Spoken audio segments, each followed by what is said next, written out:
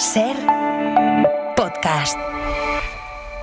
Estás escuchando el Abierto de Hoy por Hoy. Cada día analizamos las noticias más relevantes de la actualidad, las claves políticas, económicas y sociales, con las voces de los protagonistas y los distintos puntos de vista de nuestros tertulianos. Tiempo para el análisis, tiempo para el abierto en esta mañana de lunes que nos ha tenido muy pendientes durante toda la noche del tiempo, con esa alerta roja en varios puntos de la Comunidad Valenciana y también de Andalucía, en Almería y también en Murcia. Ha bajado ya el nivel de alerta, parece que no hay incidentes de gravedad, pero seguimos muy pendientes de la evolución del tiempo, de la borrasca Emilia, que además ha dejado sin cole a los niños de 35 escuelas de la Comunidad Valenciana y a los alumnos de 2 universidades también ahí en Valencia. Y les decía también a las 8 que esta va a ser una semana de un marcado carácter político. Bueno, y me dirán ustedes, ¿y cuál no? Vale, se lo compro.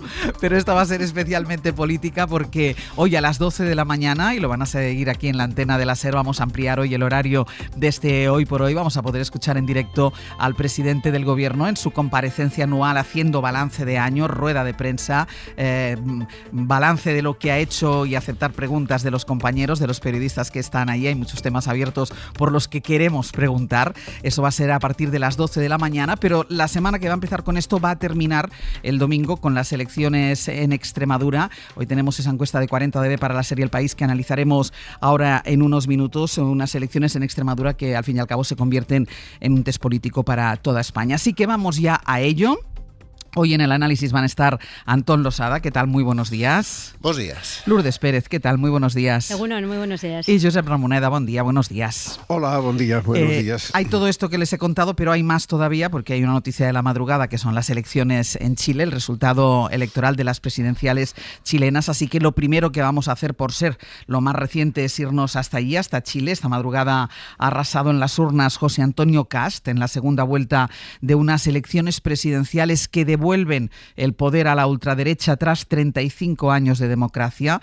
En Santiago de Chile está nuestra compañera Berta Raventós. Berta, ¿qué tal? Buenos días.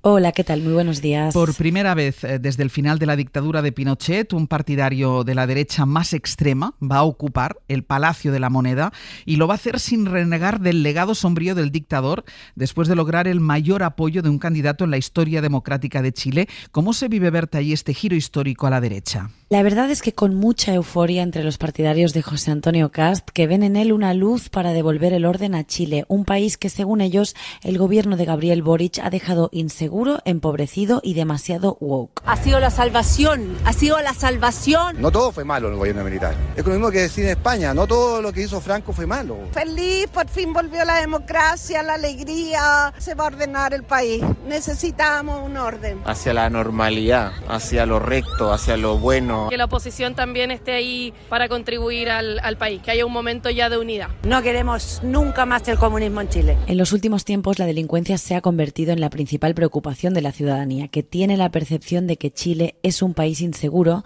a pesar de que las cifras de criminalidad son las más bajas de América Latina. Kast ha centrado su campaña en este tema, marcando la agenda, prometiendo mano dura y relacionando sutil pero efectivamente la criminalidad con la inmigración irregular, incluso llegando a proponer expulsiones de personas indocumentadas. José Antonio Kast es un abogado de 59 años, de origen alemán, hijo de un soldado nazi migrado a Chile después de la Segunda Guerra Mundial, de moral ultracatólica, es padre de 9 hijos, admirador, confeso, de Donald Trump y defensor de la dictadura de Augusto Pinochet. Es un perfil particularmente conservador si se tiene en cuenta que Chile viene de 4 años de un gobierno progresista y que es un país, Berta, que ha hecho un trabajo importante en cuestiones de memoria y de derechos humanos. Sí, pero Chile es un péndulo, como se dice aquí. Hace 20 años que ningún presidente traspasa el poder a un sucesor de su mismo signo político, porque la gente vota más desde el castigo que desde la afinidad. En este sentido, Boric ha generado decepción, incluso entre su propio electorado, como dice la politóloga Javiera Arce. El haberse apurado también con respecto a instalar marcas como gobierno feminista, gobierno ambientalista y no cristalizar eso en políticas públicas también, y que nunca funcionó su coalición de gobierno, ni tampoco que hubo una gestión que pudiera dar respuesta a estas demandas tan sentidas desde el estallido social. Si lo recordáis, el estallido social fue una ola de protestas masivas que dejaron más de 30 muertos en las calles de Chile en 2019. Después hubo 2 intentos de reescribir la Constitución que fueron rechazados por la ciudadanía, uno por progresista y el otro por conservador, resultando en que hoy rige en Chile la Carta Magna de la época de Pinochet. Y en cuanto a su proceso democrático, sí, es un país que ha implementado políticas de memoria, verdad y justicia, pero siempre sobre una grieta no sanada que divide el país a la mitad. De hecho, Kast será el primer presidente en democracia que votó a favor de mantener a Pinochet en el poder en el plebiscito de 1988 y no se esconde de ello. La herencia de la dictadura siempre está presente en Chile, aunque se quiera sanar o tapar. Berta, gracias. Gracias a vosotros. Como si fueran las fichas de dominó, cae otra ficha, otro país que se escora hacia la ultraderecha. Ramoneda, y este especialmente significativo, primero por esto que nos acaba de contar Berta, la significación y el posicionamiento de quien será nuevo presidente de los chilenos en favor de la dictadura de Pinochet, pero es un país que ha sufrido mucho en esa dictadura, con miles y miles de desaparecidos, por ejemplo. Realmente para una persona de la generación Allende, para decirlo así, es evidente que el mundo no es como lo esperábamos, ¿no? Y que en aquellos momentos se vivieron unas ilusiones que duraron lo que duraron, pero que realmente ver ahora como 35 años después de la caída de Pinochet, 35 años después de que tuviesen que soportar una de las dictaduras más radicales de los últimos años, pues vuelve la misma música, vuelve la misma posición, vuelve esta persistencia de la herencia de la extrema derecha en un país como Chile. Es complicado porque no es verdad que Chile sea solo así y la prueba es que hay altibajos, ¿no? Pero lo que sí es cierto es que en esta coyuntura el candidato ganador se ha encontrado en una circunstancia favorable que no hace más que digamos, continuar la corriente que en este momento está impulsándose en todo el mundo, que es el giro hacia la radicalización de las derechas y hacia la, digamos, no tanto la validación, pero la exculpación del pasado de las extremas derechas, ¿no?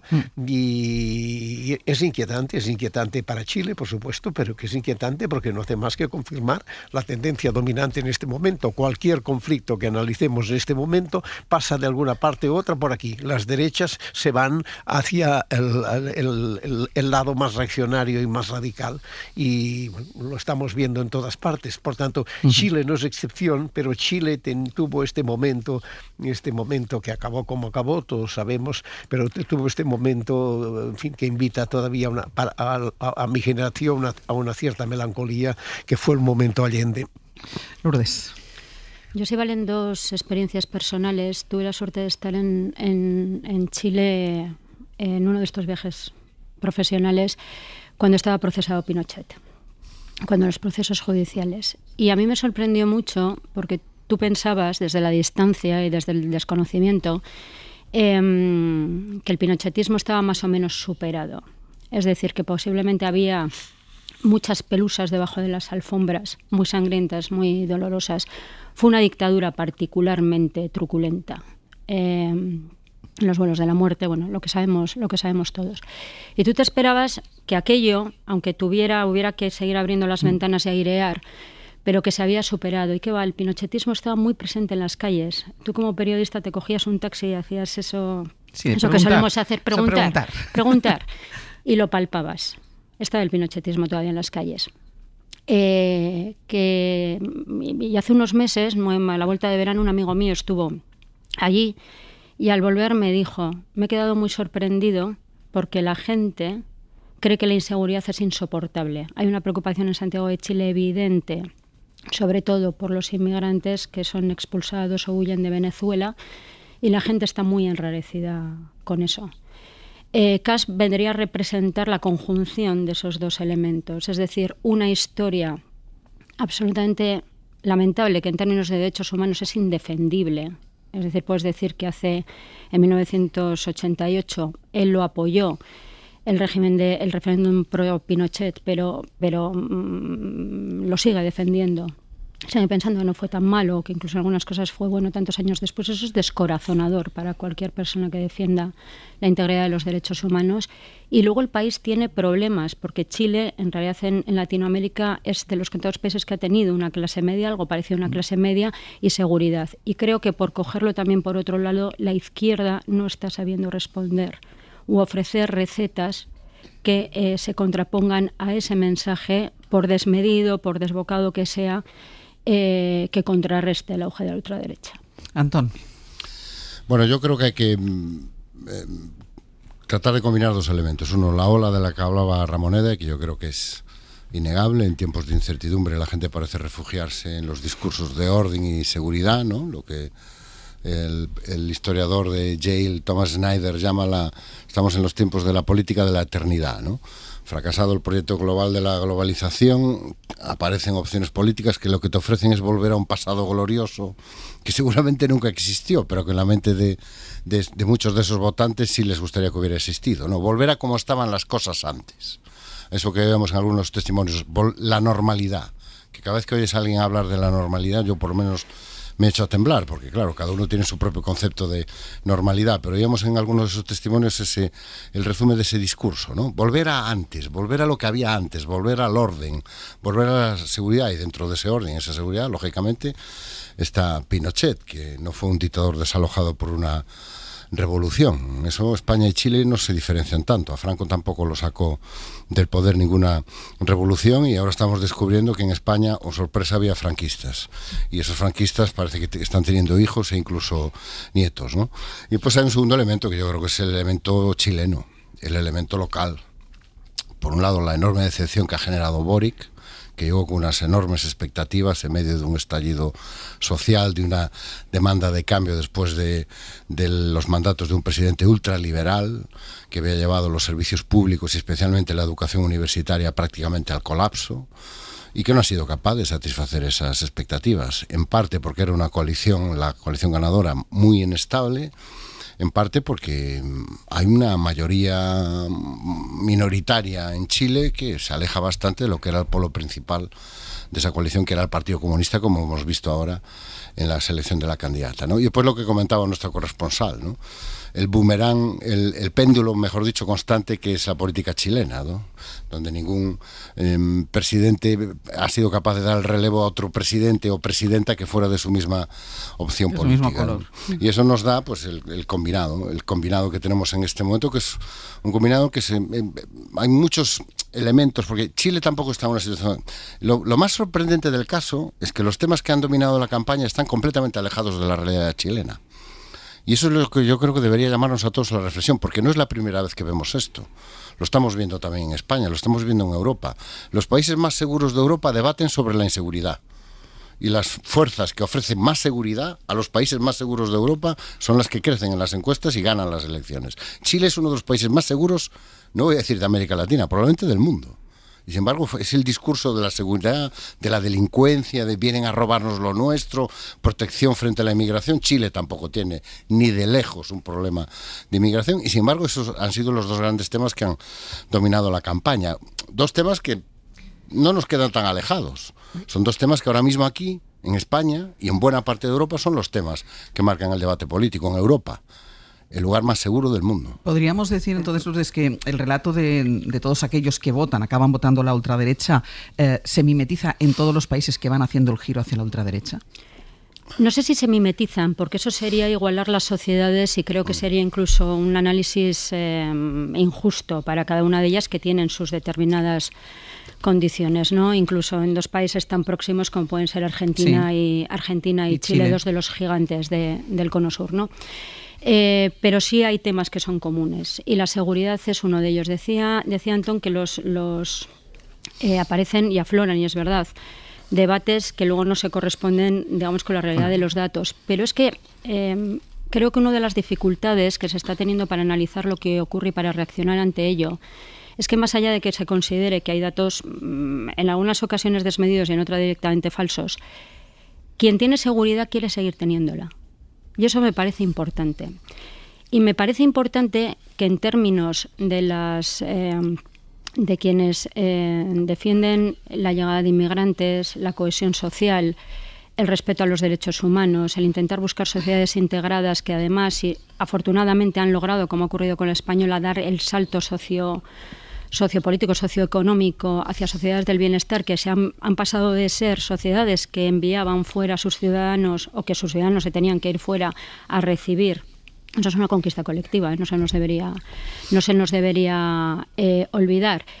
Pero es que la seguridad nos garantiza el ejercicio de otros derechos. Y si la gente, sea cierto o no sea cierto, acaba teniendo la percepción de que lo que tiene conquistado lo puede estar viendo erosionado, a eso tienes que arbitrarle mensajes para poderlo contrarrestar, creo que de manera más eficaz o mejor elaborada que lo que se está haciendo, más allá de decir que la ultraderecha es muy mala, tiene cuernos y rabo y no hay que votarla porque es como lo peor, ¿no? No, yo creo que hay falta una construcción de un relato alternativo que verdaderamente ofrezca salidas, aparte de la gente que más allá de las convicciones está votando a la ultraderecha por una cuestión coyuntural, si se quiere. El problema es que el relato alternativo choca con una realidad, y la realidad que está debajo de todo esto es lo que en el fondo es determinante. ¿Por qué le cuesta tanto a la izquierda dibujarse, crear un perfil que dé confianza, que dé seguridad, como dio la socialdemocracia en algunos momentos? Pues porque sencillamente las estructuras económicas son otras y los poderes que controlan estos países cada vez son menos y más concentrados y con una capacidad de imposición en todos los ámbitos que hace absolutamente casi imposible, crear una sociedad realmente abierta. Y allí entiendo que es donde encallan todos estos procesos. Y esto es lo que explica la dificultad de la izquierda de construir un discurso competitivo en estos momentos. No hay espacio libre para lo que significarían unas políticas de una cierta tendencia a una mayor igualdad, a una mayor capacidad de compartir cosas. No se dan las condiciones porque la estructura económica de los regímenes actuales no responde a este modelo sino otro, con unas concentraciones de poder en poderes muy grandes que no están para esta labor y que dejan que sus espacios, sus instrumentos ideológicos impongan una situación diferente. Bueno, aparte de fustigar una vez más a la izquierda, que parece que últimamente tiene la culpa de todo, a lo mejor también habría que analizar lo difícil que es hacerle llegar un mensaje alternativo a alguien que tiene seguridad, tiene miedo por perder su seguridad, le da miedo la inmigración, pero al mismo tiempo todo lo que contrata a su alrededor son inmigrantes.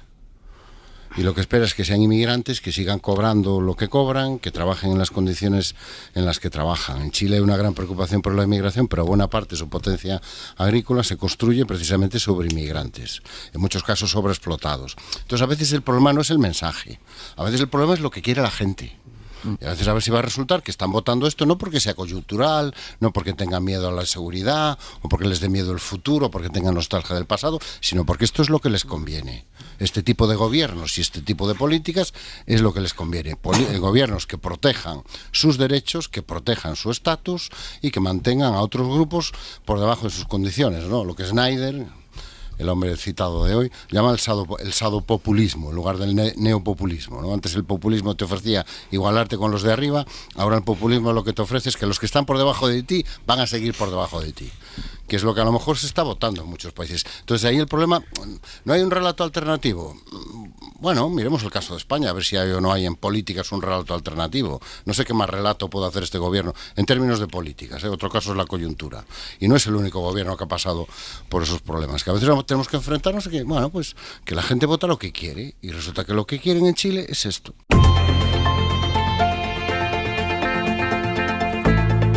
El Abierto. Ser podcast. En el Abierto, Antón Losada, Lourdes Pérez y Josep Ramoneda estábamos todavía con el análisis de la victoria del ultraderechista José Antonio Cast en Chile, alguien que defendió la dictadura de Pinochet, y estábamos hablando del por qué pasan estos movimientos en los diferentes países del mundo que se van escorando hacia esa extrema derecha, y hablaba Antón de un relato alternativo, del relato alternativo de la izquierda. ¿Querías decir algo, Lourdes? No, solo... no se trata de culpar a nadie ni de nada, sino simplemente de que creo que estamos en un escenario donde el mensaje puramente defensivo se está demostrando ineficaz. Con en algunos casos, por parte de algunos dirigentes políticos, con un poco de vagancia de darle una vuelta a argumentos que se convierten en recurrentes y que se piensa. Ocurre siempre, tanto a derecha e izquierda como centro, ¿no? Tú coges un mantra y te piensas que por repetirlo eternamente vas a conseguirlo, hacerlo prevalecer, y no es verdad. Esta mañana este programa daba un dato sobre la inflación. Un 10% encarecidos productos básicos de la cesta de la compra. Eso se ve, y la gente lo ve, y la gente lo percibe. Y si tú empiezas a percibir, insisto, de manera real, desmedida o directamente desbocada, que tu realidad no se corresponde con lo que te están contando, y hay otras promesas que calan en ti, porque es verdad que en Chile la ciudadanía vota lo que quiera, deberíamos congratularnos de que efectivamente la democracia es eso, que la gente vote lo que considere, y que puede haber eso que llamamos poderes fácticos muy interesados en mantener una determinada estructura de poder. Pero acá en Chile le ha votado mucha gente, ¿eh? Y Chile, insisto, tiene clase media. Con lo cual, analicemos qué está erosionando a ese bloque de votantes que no son quienes pueden estar por convicción o por interés muy interesados en votar a determinadas opciones políticas, y qué está ocurriendo con los movimientos. Hay encuestas que ya certifican que en España hay votantes del Partido Socialista que se están pasando a la ultraderecha. Para mí hay un caso determinante en Europa, que es Sega en Setúbal. Setúbal ha sido siempre cuna del comunismo. Y de repente pasa del comunismo a la extrema derecha. Y todos decimos, ¿cómo ha sido posible? Bueno, pues porque era gente que votaba comunismo porque sentía que ahí encontraba respuesta a una serie de cosas, y de repente no lo encuentra ahí y se va a otro sitio. No es tanto una identificación puramente ideológica como de circunstancias. Y a eso me refería con que creo que la construcción de una alternativa de ser más poderosa de lo que se está produciendo. Ramón, querías decir algo, creo, también. No, pero es verdad, yo estoy absolutamente de acuerdo en que hay un tipo de una parte de la ciudadanía, digamos, que tiene una relación con el mundo que le lleva a aceptar aquellas cosas que parece que le dan alguna garantía de verdad. Que estas garantías acaban decayendo porque la promesa absoluta siempre fracasa, y entonces acaban pasando trasvases como este, que no me sorprenden a mí mucho, de exvotantes comunistas a exvotantes de extrema derecha. ¿Por qué? Porque siguen confiando en que, para decirlo así rápido, el problema se les dará más o menos resuelto. Y esta es la cuestión central. La cuestión central es que en una sociedad compleja es la dinámica de la sociedad la que marca dónde podemos ir y dónde no podemos ir, y quién la controla y quién la gobierna, esta dinámica de la sociedad. Y en este momento lo inquietante es que la ciudadanía se encuentra insegura con aquellos elementos constitutivos de las sociedades democráticas, que es un uso, digamos, amplio de las libertades. Y esta es la dramática cuestión que vivimos ahora, y la que está haciendo que ante esta inseguridad, ante este medio de miedo de la gente, que no acaba de encontrar lo que justifica sus frustraciones con esta realidad de que no hay nadie que parece que conduzca y enfoque las cosas en interés de todos, pues acaban optando a las posiciones más radicales, a las promesas autoritarias cerradas de un lado u otro.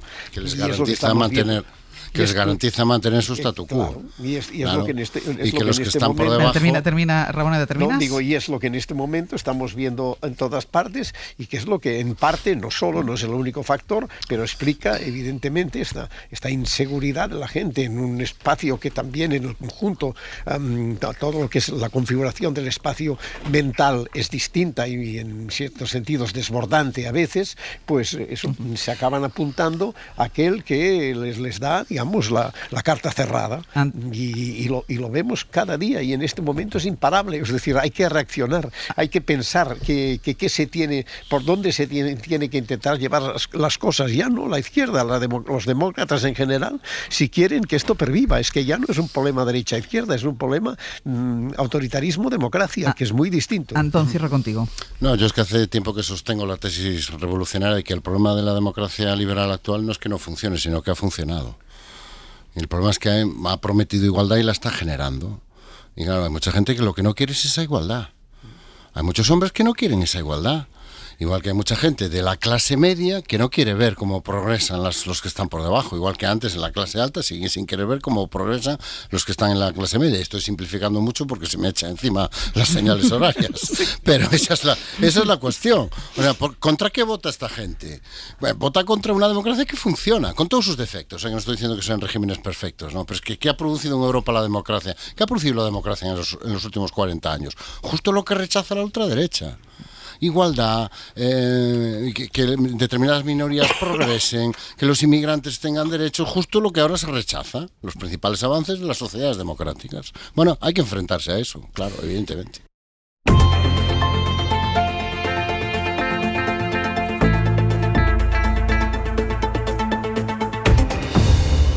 Abierto Antón Losada, Lourdes Pérez y Josep Ramoneda nos contaban. Ahora desde Andalucía enseguida iremos a la encuesta de Extremadura y a la previa de la comparecencia de hoy de Pedro Sánchez, pero como nos decía ahora desde Andalucía que ha salido la encuesta del Centro de Estudios Andaluces sobre la intención de voto, una encuesta que constata que la crisis de los cribados le pasa factura a Juanma Moreno, que podría perder la mayoría absoluta y depender también en esa comunidad de lo que pase con Vox, que sube con fuerza también en esa comunidad. Vamos con lo último que hemos sabido de la crisis de los cribados, porque no solo es esta crisis, es la gestión de esta crisis que ha hecho el gobierno de Juanma Moreno, y lo último fue irse a Barcelona a presentar su libro y desde ahí hablar del porcentaje de mujeres que podrían estar afectadas por esta crisis de los cribados, y además diciendo que se había sentido injustamente tratado, porque él dijo que al final, bueno, la mayoría de mujeres están bien. Y de 500.000 de cribados que hacemos al año de cáncer de mama, tuvimos un problema con 2.713 personas en una jefatura de servicio que se saltó el protocolo y no informó a las que tenían un diagnóstico no concluyente. No concluyente es que no se sabe, hay que hacer una segunda prueba. Afortunadamente ya se le han hecho la prueba toda y afortunadamente tengo que decir que prácticamente el 99% no tenían lesiones tumorales. Había más de 2.000 mujeres con sospecha de cáncer a la espera de que les dieran una respuesta que no recibieron. El 1% de estas 2.000 mujeres serían unas 20 mujeres, más de 20 que admite ahora Moreno tenían un tumor mientras esperaban a saberlo, pero que no las avisaban de nada. Radio Sevilla, Mercedes Díaz, hola de nuevo. Hola, ¿qué hay? Amama Mercedes se ha vuelto a levantar indignada contra estas palabras de Moreno y estamos contando que las mujeres afectadas se están organizando en un grupo de WhatsApp para denunciar que hay muchas más afectadas de las que admite la Junta, más enfermas de cáncer de las que reconoce el gobierno andaluz, porque 23, estas más de 20, son las que recibieron el aviso, pero hay muchas otras que estuvieron hasta 2 años esperando una respuesta de un servicio que era de detección precoz y cuando lo recibieron ya tenían cáncer. Además, estas mujeres afectadas por los fallos en el programa de detección precoz del cáncer de mama expresan impotencia e indignación, lo primero porque ahora tienen ya un diagnóstico con retraso, pero no saben cuándo las van a operar. Faltan quirófanos, nos han contado, y faltan cirujanos. Escuchamos a Chari y a María. Al hacérmelas han confirmado el diagnóstico de carcinoma infiltrante. Y cuando escucho declaraciones como las de este señor, siento ganas de vomitar. Es que le gritaría que es un mentiroso. Además no ha solucionado nada. Estoy en una lista de espera para operarme. Me han dicho que la lista de espera es de unos 2 meses. Los cirujanos y los quirófanos hay los que hay. Y todo esto sin saber todavía el alcance de mi lesión. Sino que también ha mentido diciendo que ha puesto más recursos. Mentira. No solamente se nos ha retrasado el diagnóstico, sino que se nos está retrasando también la operación porque no hay más recursos. Mi mamografía es de mayo y yo todavía no sé cuándo me van a operar.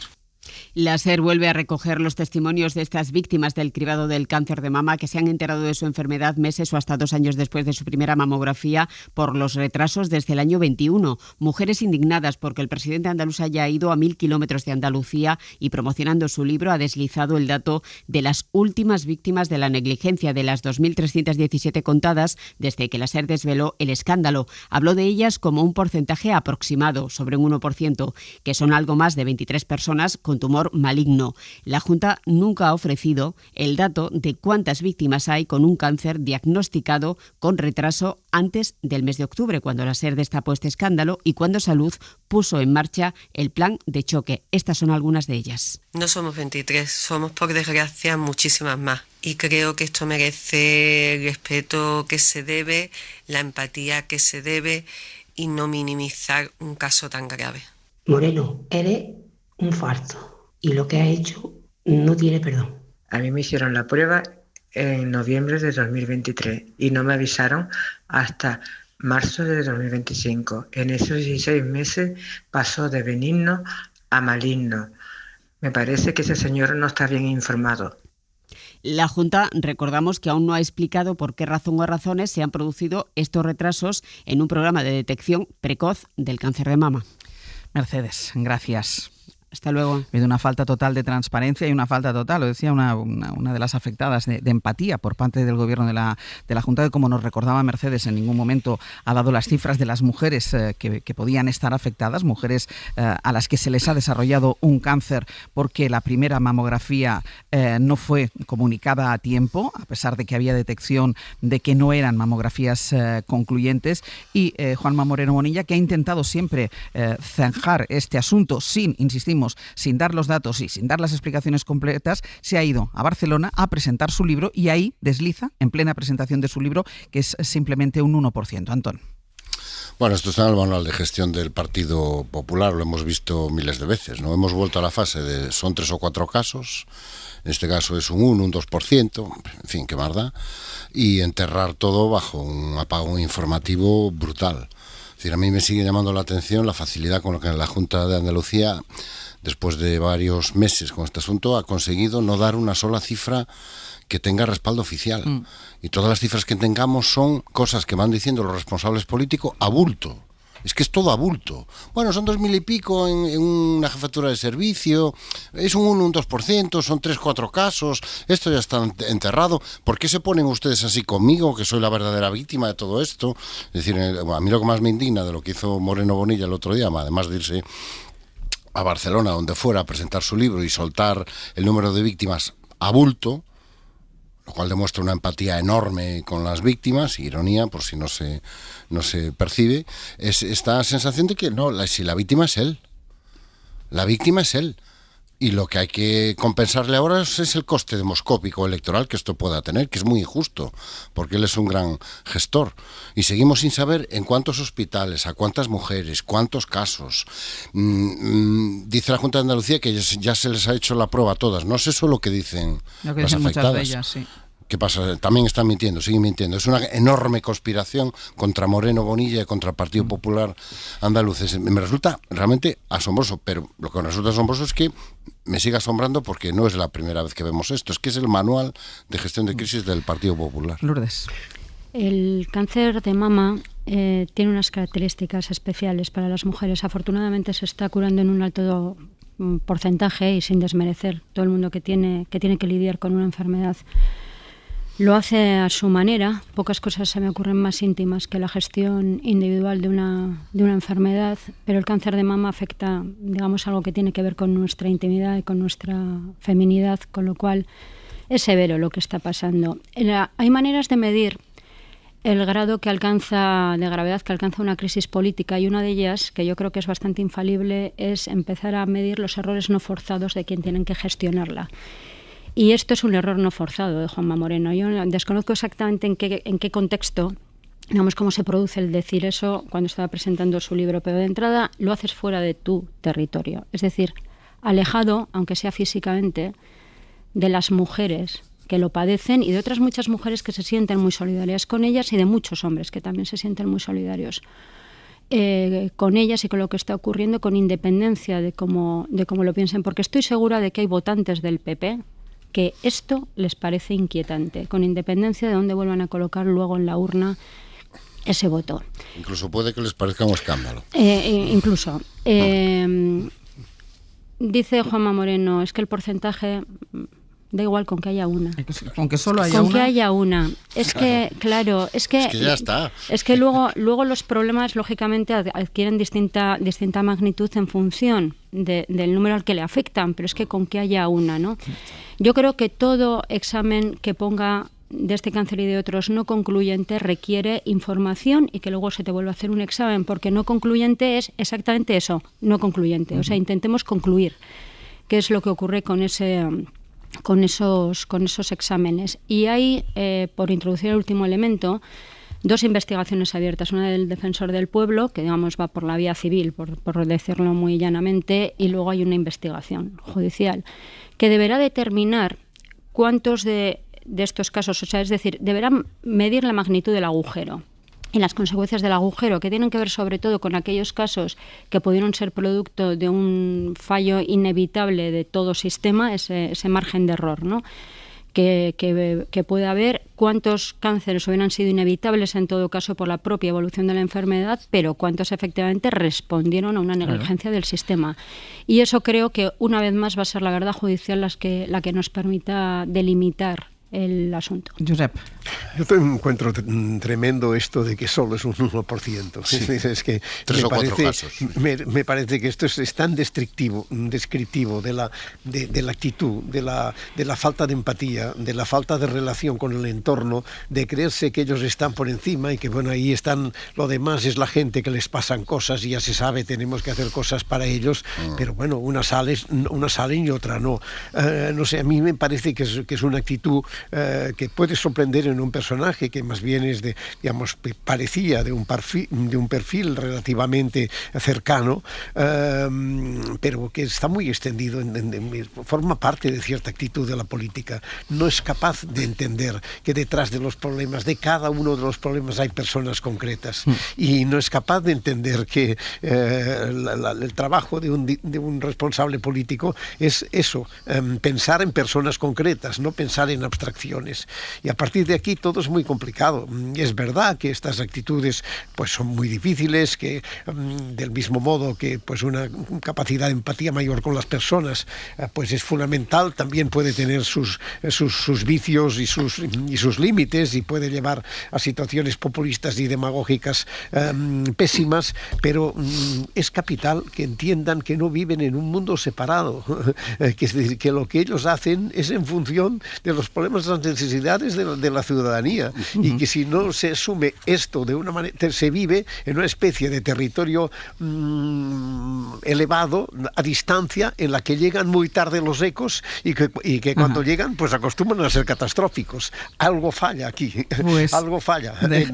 Dejadme que vaya publicidad, porque además insistimos con esa encuesta del Centro de Estudios Andaluces que denota que hay desgaste de Juanma Moreno Bonilla por la crisis de los cribados, que sí le pasa factura y que se convertiría en otra comunidad que necesitaría de la ultraderecha para poder gobernar. Recordemos, Juanma Moreno Bonilla ahora mismo tiene mayoría absoluta en Andalucía. A la vuelta nos vamos a Extremadura con la encuesta de 40dB para la SER y El País, que arroja ese dato, buen resultado del Partido Popular, pero que no podría gobernar solo en esa comunidad autónoma.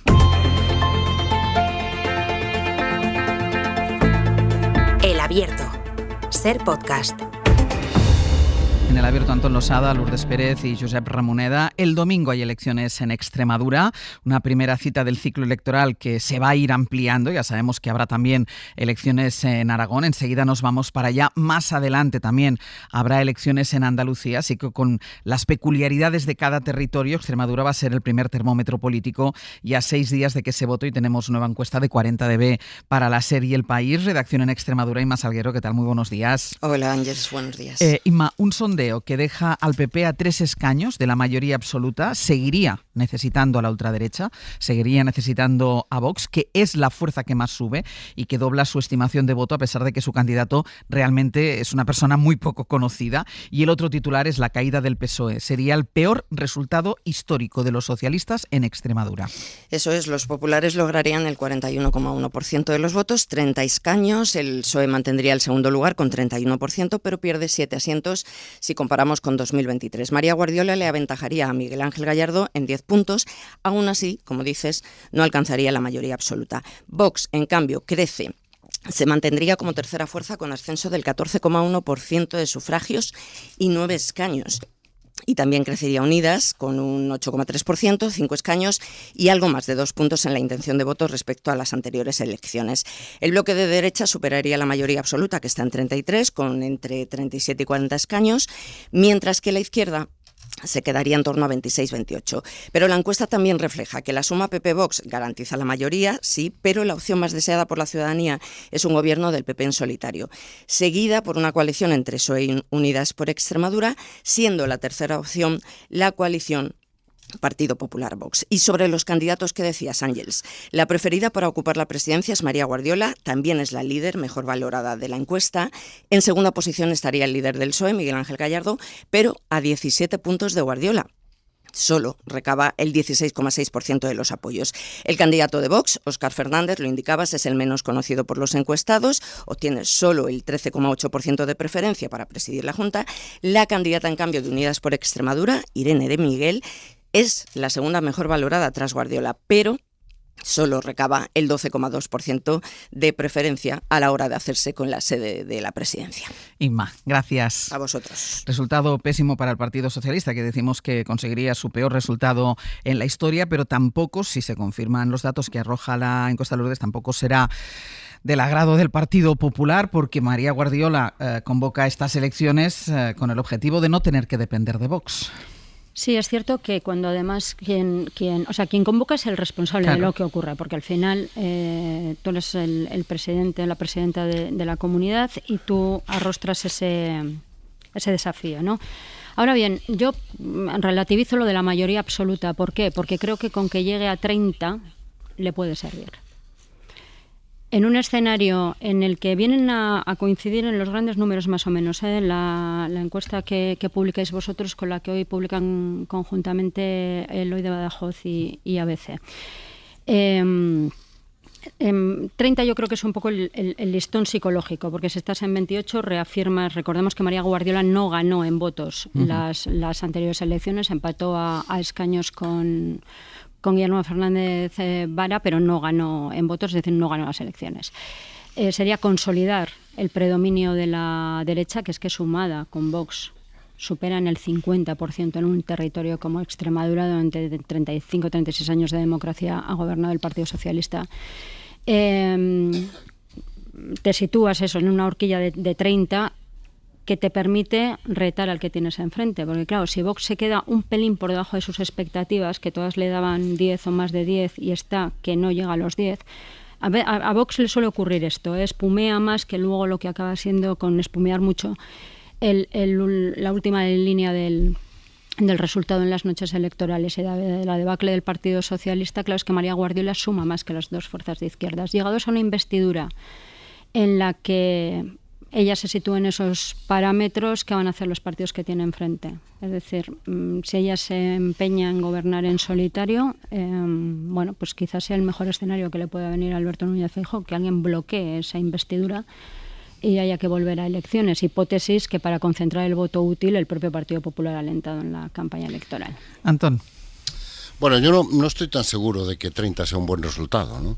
Especialmente cuando tú convocas porque Vox no te deja gobernar y está en futuro el futuro de está en juego, el futuro de Extremadura, y reclamas un apoyo mayoritario y resulta que la gente vota más a la fuerza bloqueadora que a la fuerza que denuncia ese bloqueo. Es decir, sería un resultado realmente paradójico por parte del Partido Popular, que tendría una explicación más en los errores del PSOE que en los aciertos de María Guardiola y el Partido Popular. Es decir, sería sorprendente. Convoco porque Vox no me deja gobernar y el resultado es que la fuerza que más crece es Vox. no el Partido Popular, es Vox, la fuerza que bloquea, la fuerza que no quiere gobernar. Y al mismo tiempo, buena parte de tu éxito se debe no tanto a tus aciertos, sino a los errores del Partido Socialista, porque el resultado del Partido Socialista se explica en clave de errores propios del Partido Socialista, desde la selección de candidato a todo lo que está sucediendo en el ámbito de la política estatal, ¿no? Entonces no estoy tan seguro de que sea un buen resultado, dependerá mucho de cómo se acaben cuadrando todas las cifras, pero hombre, cuando tú convocas para que la gente te dé la razón y la gente no te la acaba de dar, un éxito no es. El segundo elemento que me llama la atención es que el PSOE sufre un muy mal resultado, pero no es la izquierda la que se beneficia. No son los partidos a la izquierda del PSOE, lo cual lo estamos viendo también en la política estatal. En la encuesta arroja el dato del 11% de votantes del PSOE que optarían esta vez por votar al Partido Popular. Exactamente, o sea, la transferencia, se produce casi tanta transferencia al Partido Popular como a los partidos de izquierda. Un caso también llama la atención, la transferencia entre Vox y el PP es favorable a Vox, no al Partido Popular. Es decir, el PP manda más antiguos votantes a Vox que Vox le devuelve al Partido Popular. Y hay un dato que está en las tripas de la encuesta que a mí me lleva a ser un poco prudente en cuanto a las expectativas, ¿no? Que es que hay un porcentaje muy alto de gente que no declara lo que piensa votar, casi un 8%. Que a estas alturas de campaña es un dato, cuando menos, llamativo, sorprendente. Hay una indecisión que es muy normal, estamos en el entorno del 11, el 12%, seguramente más de la mitad de ese 11-12% no irá a votar aquel día, pero lo que no es tan normal es que haya tanta gente que directamente te dice que no te quiere decir lo que va a hacer, lo cual puede indicar mucho y puede indicar nada, porque aquí haciendo pronósticos nos quedamos todos solos, ¿no? Pero es evidente que hay un porcentaje importante, estamos hablando de casi un 8%, que seguramente vaya a votar, pero que no te dice a día de hoy lo que va a votar. Yo lo que creo que da una medida de la situación precaria en que está el PSOE en este momento es el candidato. Es decir, que no sean capaces de presentar un candidato que no lleve una carga judicial como lleva el candidato Gallardo. Esto, en una situación como la actual y en todo lo que rodea en este momento al PSOE, me parece que es una sensación de incapacidad, de impotencia, de dar pasos hacia adelante, muy difícil de entender, y me gustaría saber cuál es el capricho que ha impuesto esta oposición, porque para tener un mal resultado, mejor tenerlo con un candidato nuevo, que después ya crecerá o ya se amortizará. Me parece absolutamente inverosímil. La segunda cuestión que me parece importante es que es evidente que el PP está condenado a partir de ahora a depender de Vox, y que cada vez será más así, entre otras cosas porque no es una casualidad, es un fenómeno extendido en toda Europa, pero también acelerado en el caso español, en el caso del PP, por la estrategia de Feijóo.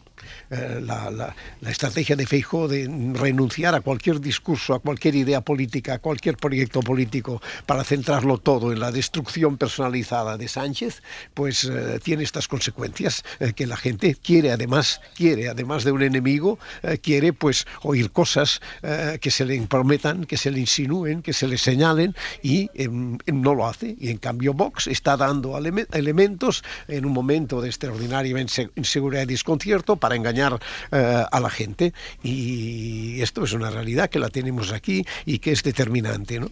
Y después la otra cuestión es esta, la desaparición, que esto no hablamos nunca, la casi desaparición de la izquierda del PSOE, a la izquierda del PSOE, digamos. El PSOE pierde votos, pero no pierde votos casi nunca en dirección hacia los partidos a su izquierda. Que esto es extraordinariamente significativo, es decir, no hay discursos, no están presentes, no se les oye, no se sabe cómo intervienen en este. Es que ni siquiera en algo tan elemental como es la lucha contra el neofascismo. Pero eso depende de los territorios también. Hay territorios donde sí ese espacio se está ocupando. Galicia, el BNG, EH Bildu en Euskadi. Yo creo que el problema es un problema sobre todo de que no hay una oferta. En aquellos territorios donde no hay una oferta de izquierda, a la izquierda del PSOE, organizada, unida y coherente, pues el castigo es, la gente o se va a su casa, o vemos que incluso una parte de esos votantes... Se va a la derecha. Pues, se va a la derecha, claro. Sí, date cuenta que... O a la izquierda nacionalista. Es que eso es lo que iba a decir. Mismo, claro. Date cuenta que tú, los dos territorios que has nombrado, es la izquierda nacionalista. Sí, claro. Sí, pero es la izquierda. Es que ni siquiera... Sigue habiendo organización. Sí, pero no es exactamente lo mismo. Al Partido Socialista de Euskadi no creo que eso le compense. O sea, por poner, digo por la realidad que yo conozco más no conozco yo no tanto la realidad gallega. A ver, sobre el candidato, yo creo que de perdidos al río. Es decir, yo creo que el Partido Socialista ha hecho el cálculo de que, con perdón de la expresión, se la van a pegar, y entonces, pues, ¿para qué vas a quemar a alguien? A quemar una a alguien. Persona imputada, es que es dar Sí, todos nos lo preguntamos, pero quiero decir que a mí la única, y luego otro factor, el candidato es el presidente, en cierto modo. No había más que ver ayer el mitin en Cáceres, yo lo estuve viendo, pese a todas las dificultades, y no las tenemos que recordar. Sánchez fue capaz en un momento dado de que la gente se levantara de los asientos y aplaudiera.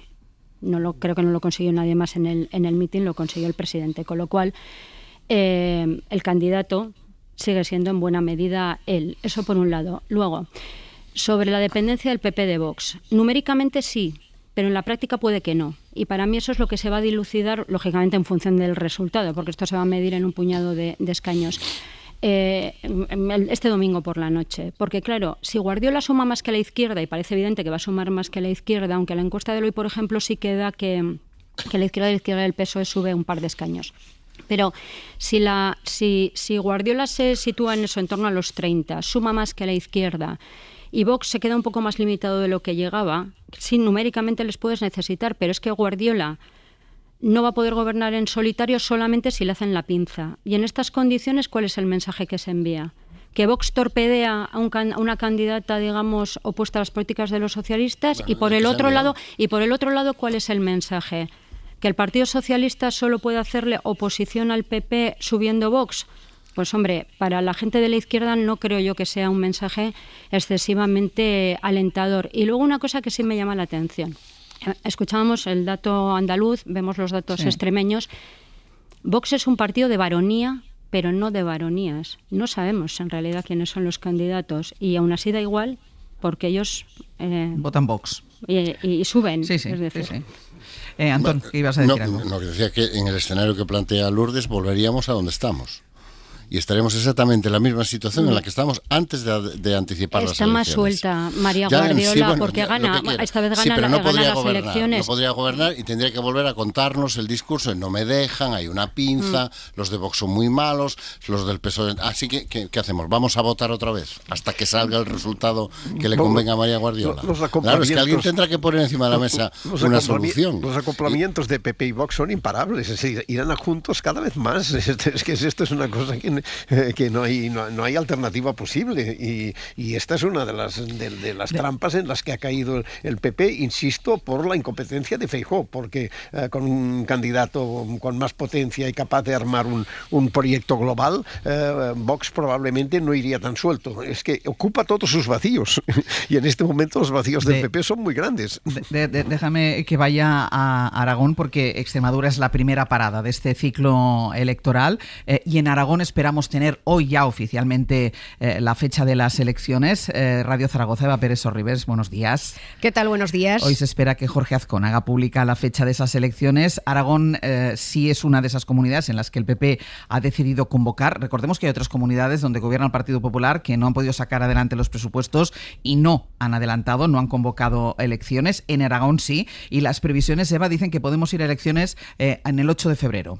Sí, eso es. El 8 de febrero Aragón celebrará elecciones. La convocatoria la va a anunciar el presidente Azcón a las 11:30 de esta mañana, en menos de 2 horas. El decreto que disuelve las Cortes se va a publicar este martes en el Boletín Oficial, y a partir de aquí toda la maquinaria se va a poner en marcha. Van a ser estas las primeras elecciones autonómicas que se adelantan en Aragón, las primeras también sin municipales, y serán seguro con claves más nacionales que regionales, porque Azcón hace días ya que mira a Sánchez así. En Aragón, porque no vamos a poder aprobar un presupuesto, vamos a convocar elecciones.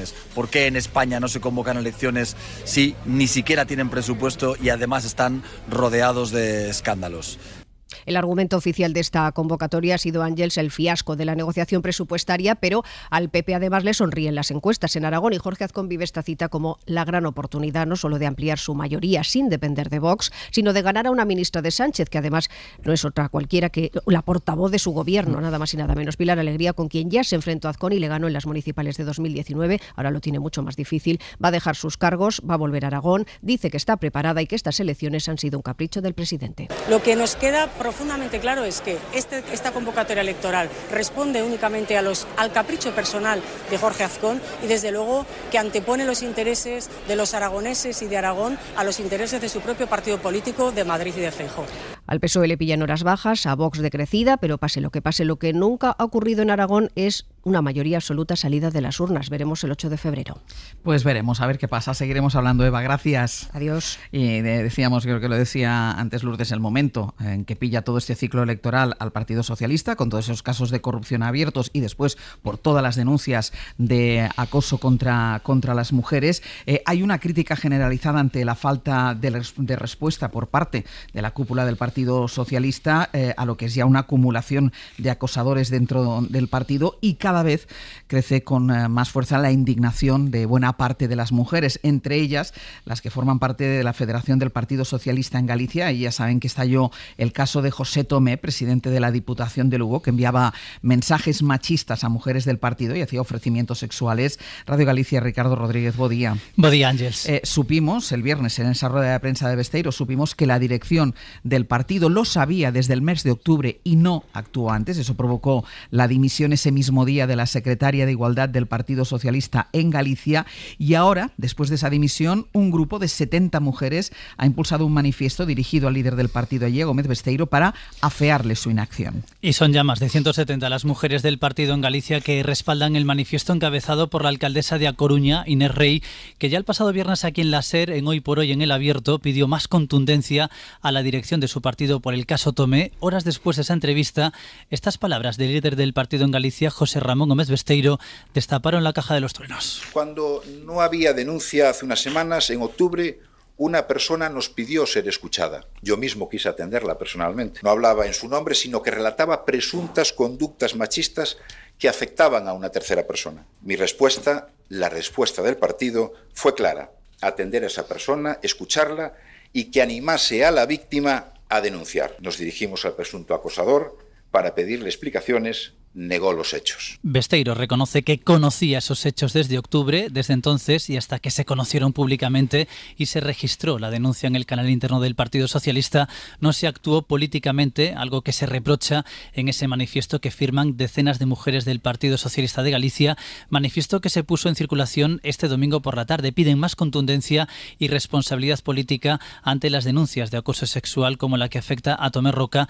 y lamentan la dimisión de la responsable de Igualdad en Galicia, Silvia Fraga, a quien la dirección gallega dejó al margen de la respuesta a esta crisis. También la presidenta del partido en Galicia, Carmela Silva, ha avalado este fin de semana el trabajo de Silvia Fraga, la dirección gallega del PSOE, contra las cuerdas en un partido que es hoy un polvorín interno con acusaciones que van directamente a la línea de flotación y con el presunto acosador aferrado a sus cargos como alcalde de Monforte y como diputado provincial, puesto con el que Ángels mantiene la llave para la designación de su relevo al frente de la Diputación.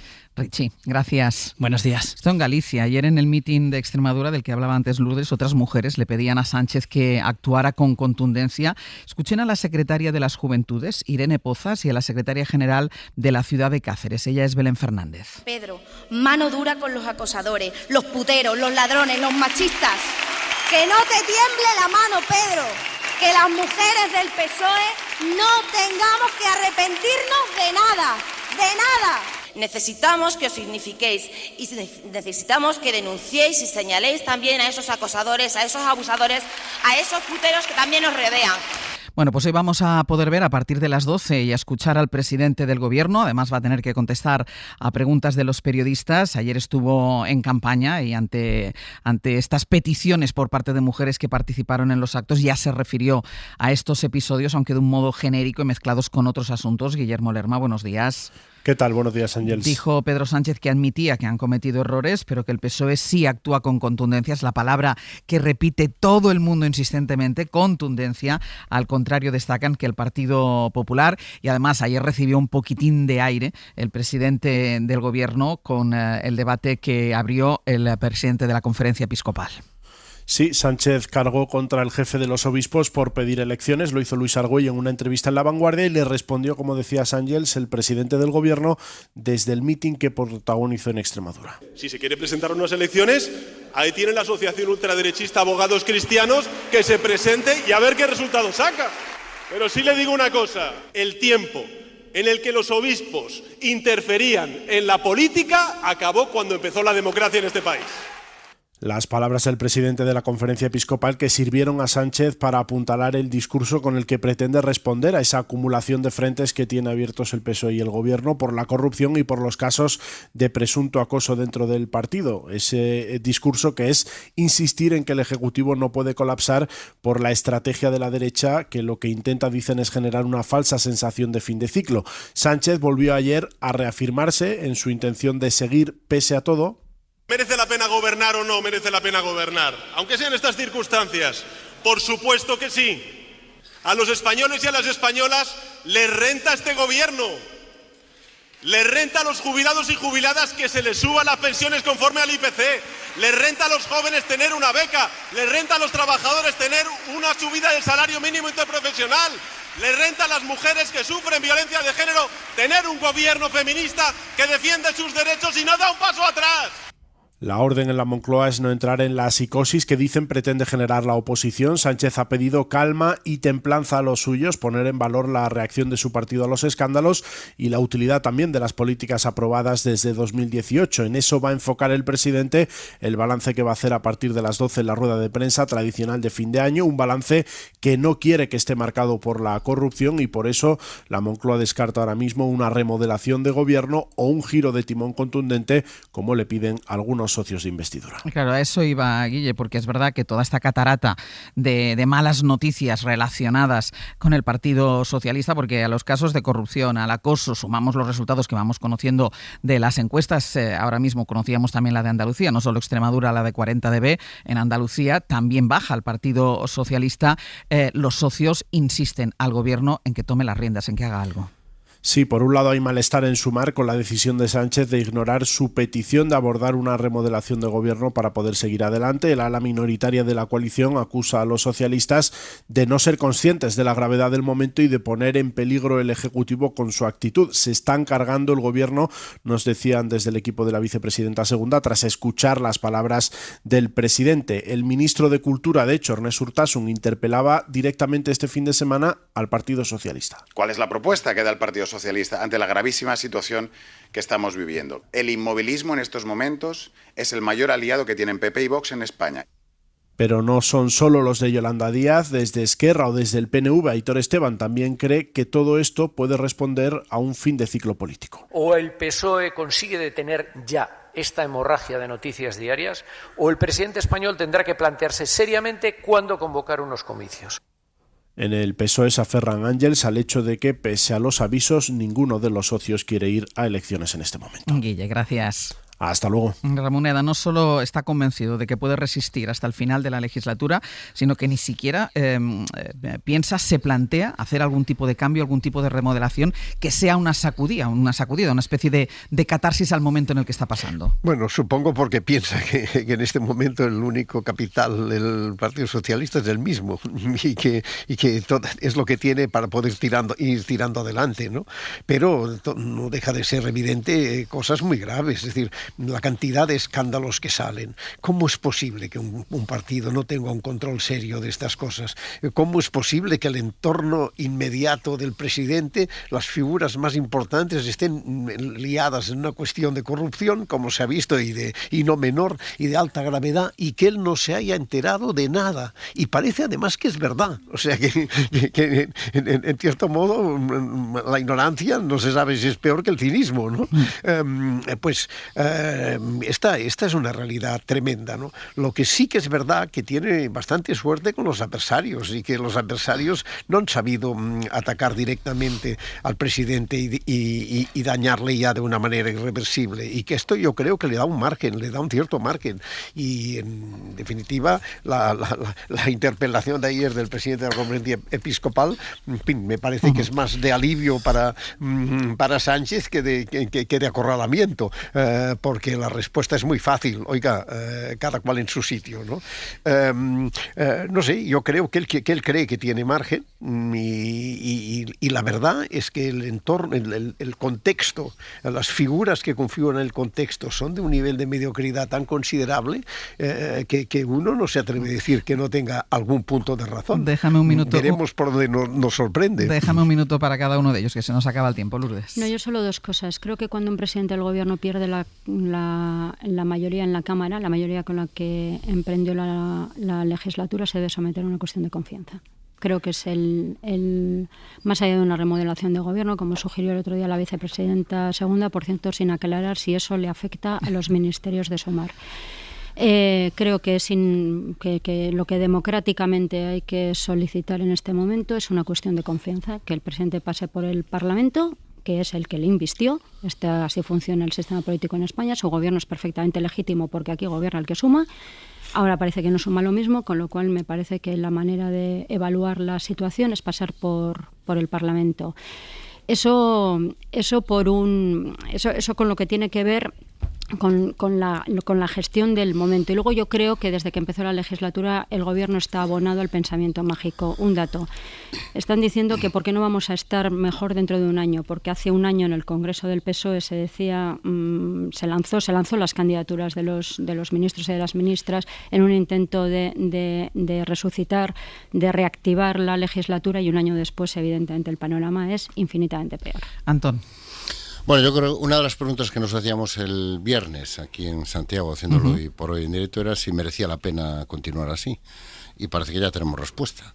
Dice el presidente del gobierno que sí, que merece la pena continuar así. Yo creo que apoya ese razonamiento en dos evidencias o dos percepciones. Mejor, una, que los socios, por mucha distancia que marquen, ninguno le va a retirar de momento su apoyo, ni siquiera Junts, que se lo ha retirado, pero por trozos, a plazos. A fascículos. Sí, pues exactamente. A plazos, ¿no? Y los votantes. Es decir, yo creo que la gente que votó por este gobierno y por Pedro Sánchez en el año 23 no quiere en su enorme mayoría que ahora se adelanten las elecciones, aunque solo sea por las expectativas que eso genera. ¿Da para aguantar toda la legislatura? Mira, yo en esta legislatura, ya lo hemos dicho más de una vez, si mañana cae un meteorito en el Congreso de los Diputados, todos diríamos que se veía venir. Entonces yo ya no me atrevo a hacer absolutamente ningún pronóstico, Ángeles. A las 12 del mediodía está prevista esa comparecencia de Pedro Sánchez, haciendo balance del año. Atenderá también a las preguntas primero hará él su discurso, después atenderá a las preguntas de los periodistas. Ya saben que la podrán seguir aquí en directo en el Hoy por Hoy, que hoy lo vamos a alargar un poquitín más de lo que es habitual para poder escuchar esa intervención del presidente del gobierno. Hoy por Hoy Noticias. Ser Podcast.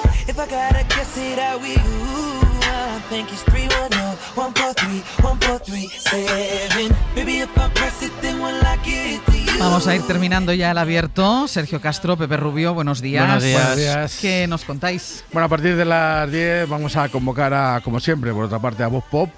Y en el 900, 100, 800 a todos ustedes. Hoy la pregunta que nos deja Bob es: ¿en qué son ustedes los primeros? ¿Con qué les gustaría ser los primeros? Antón, no te rías. ¿Serás el primero en algo? No. Bueno, no. En probar el turrón de panetones. Voy a ser el primero, pero ya te lo digo desde ya. Vale. ¿En qué son ustedes los primeros? Sí, luego después con la dupla con Galder. Era 900, 100, 800. Sí, ya lo ¿no? he dicho, pero bien, vale. 900, 100, 800. Después con Galder Reguera. Pero se dice con un poco más así de la cosa es que lo he dicho el primero. Sí, 900, primero, 100, 800. Vale. Salgamos de ahí. En la dupla, con Galder Reguera y Rafa Cabeleira, ¿cuántas vidas tiene exactamente Xabi Alonso? ¿Puede uno vivir todo el tiempo con una espada sobre su cabeza? ¿Qué pasaría si, por ejemplo, Losada dependiera de cada comentario que hace para seguir. Bueno, de eso hablamos también, Me pero podría la tensión. Sin duda. Pero teniendo en cuenta que la semana que viene es el sorteo de la Lotería de Navidad, nosotros vamos a recordar con ellos algunos de los sorteos más famosos e importantes de la historia del fútbol, empezando por el del Mundial 82, donde todo fue un auténtico disparate. Ya entonces, en ese sorteo, debimos de dar con la clave de que no lo íbamos a ganar ni de lejos. Porque ya no fue bien el sorteo. No, el sorteo fue un desastre. Vale. Toda la culpa fue de Naranjito. Sí.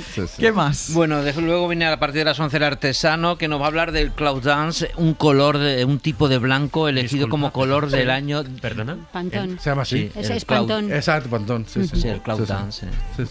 Mira cómo Lourdes lo sabía. Por eso está aquí. Porque el Grace y estas que no sabéis lo de la escala Pantón. Claro. Estáis muy... Estáis mal. Está muy pero mal estoy, esto, estoy dispuesto a ser el primero en aprender.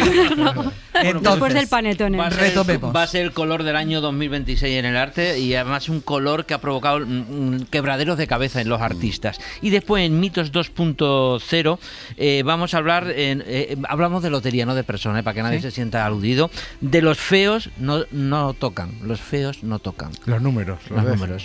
Sí, lo hemos entendido. No, lo digo porque como estaba mirando a Sastre. Yo no estaba mirando a Sastre, Sastre te está mirando a ti. Me ha parecido bien. Bueno, los feos no tocan, que la gente es muy rara y muy maniática con esto de los números. Los números de la lotería, como va a ser el último Mitos, porque el próximo ya hay lotería, pues eso. Venga, pues los feos no tocan en la lotería. Antón Losada, Lourdes Pérez, Josep Ramoneda. Hasta la semana que viene. Hasta luego. Adiós. Gracias. Para no perderte ningún episodio, síguenos en la aplicación o la web de la SER, Podium Podcast o tu plataforma de audio favorita.